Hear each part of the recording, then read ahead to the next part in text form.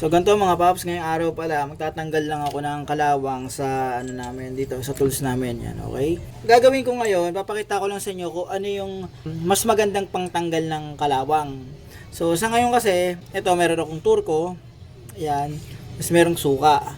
Titingnan natin sa dalawa kung ano yung pinakamagandang pantanggal ng kalawang kasi in case na halimbawa wala kayo nito, tingnan natin kung effective ba talaga ang suka or kung sakaling gusto nyo talagang malinis o matanggal yung kalawang sa tools nyo, mas maganda, ito na lang i-invest nyo. Ito na lang yung bilhin nyo. So, meron akong dalawang tools. Ito, pakita ko sa inyo. Ito, siya. So, ayan. May kalawang yan. Itong isa, mas mas medyo mahigpit to. Ayan. Ayan. Pakita ko. So, ayan siya. Ayan naman, di ba? So, tingnan nyo yung kalawang niya. Ayan, di ba? So, tingnan natin kung anong mangyari. Tapos, eto, lalagay ko rin to. Yan. So, ito hindi masyadong makalawang. Lagay ko lang to dito para makita nyo rin. Para may idea lang kayo kung ano mangyayari. So, lagay natin yung suka dito.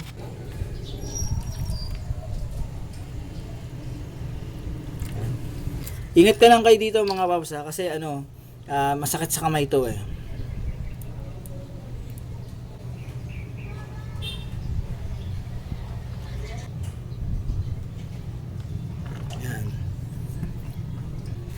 Kumbaga gaganyan ko hanggal ko na lang. Tapos ito nakababad naman yan.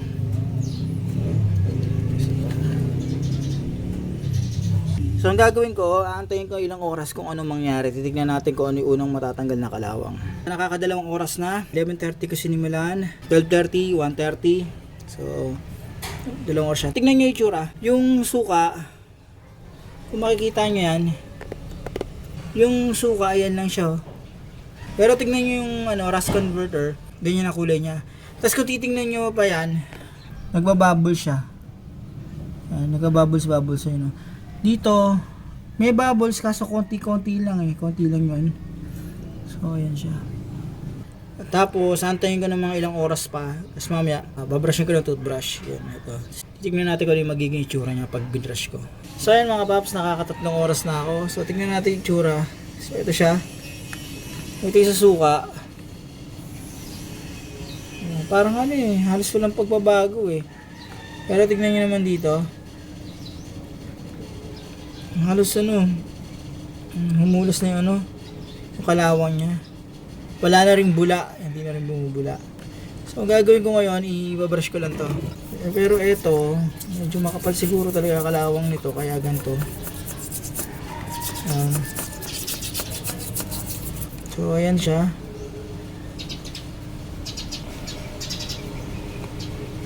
Ayan.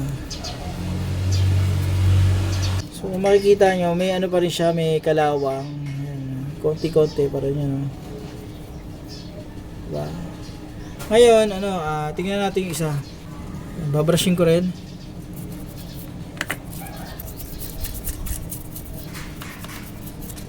Ayan. So, tingnan natin. Pero kitang-kita yung improvement niya mga paps Ako. Yan.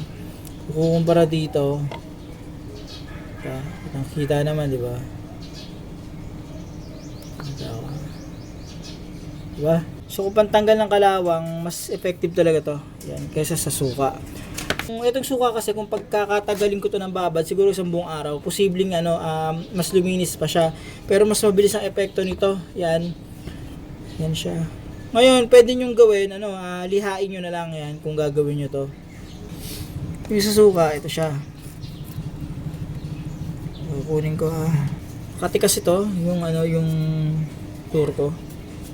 So, ito yung sa suka. Nalinis naman siya. Pero hindi ganun ka, may mga natitira pa rin. Yan. Okay. Tapos ito, isa turko.